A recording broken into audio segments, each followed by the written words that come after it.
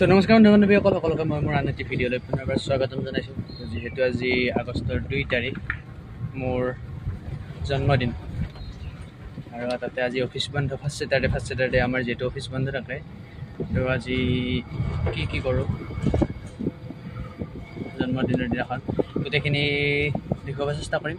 তো ইয়াৰ পিছফালে এখন মাৰুতিখন লৈ আহিছোঁ, পিছফালে আছে ধান বান্ধিব আহিছোঁ। ৰাতিপুৱা উঠি বিচনাতে যিখিনি মোক উইচ কৰিছে সেইখিনি ৰিপ্লাই দিলোঁ, দি উঠি কিবা অলপমান কাম কৰিলোঁ। মিস্ত্ৰী আগত আছিল, মিস্ত্ৰীও আজি নাহোঁ বুলি ক'লে। তো তাৰপিছত চাহ তাহ খাই গা পা ধুই এতিয়া গাড়ীখন লৈ আহিছোঁ। এটা আছে ধান, পিছফালে আছে 6টা বস্তা, গোটেইখিনি নিব নোৱাৰিলোঁ। আছিল আৰু বহুতখিনি আছিল, মোৰ অলপমান পেটৰ অসুখ হৈ আছে, তো পেটৰ বিষ হৈ আছে তাৰমানে, সেইটো কাৰণে এটা ধানখিনি বান্ধি লওঁ। তাৰপিছত কি কৰোঁ গোটেইখিনি দেখাম, চাই থাকিব। তো মোৰ ধান বানা ষ্টাৰ্ট হৈছে।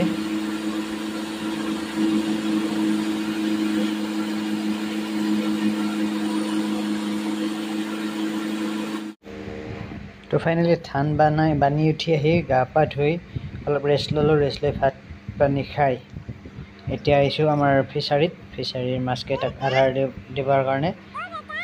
ভতিজা দুটা আৰু দাদা, আমি 4টা আহিছোঁ।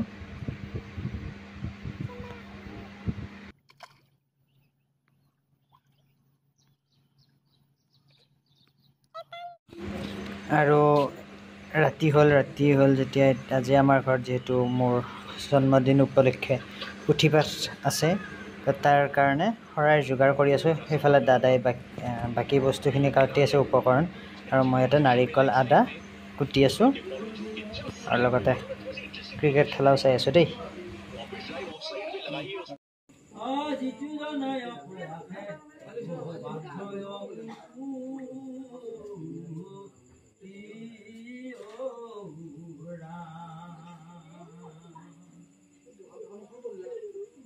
যদি বোলা দেৱে খেতে